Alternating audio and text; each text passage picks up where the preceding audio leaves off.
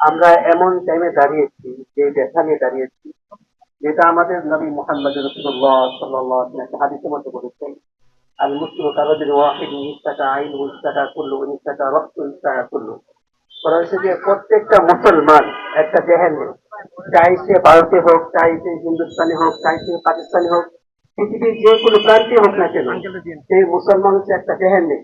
যদি তার মাথায় আঘাত লাগে, তার পুরা দেহে কি হয় আঘাত, এটা অনুভব হয়।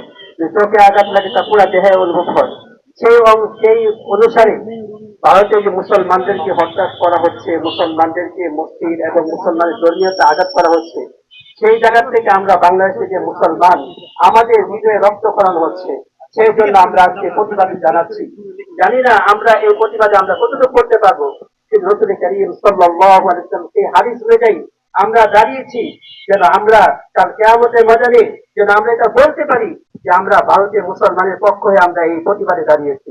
এই জন্য আসুন, আমরা যারা সাংবাদিক বন্ধুগণ আছি এবং সাধারণ জনতা আছি, আমরা দুর্বার আন্দোলন করে চলি, আন্দোলন করি এবং এর প্রতিবাদ জানাই, যেন এই প্রতিবাদের ভিত্তিতে ভারত সরকার যেন সে মুসলমানদেরকে হত্যার পরিকল্পনা থেকে তার বিরত রাখে। ইনকিলাব ইনকিলাব জিন্দাবাদ জিন্দাবাদ।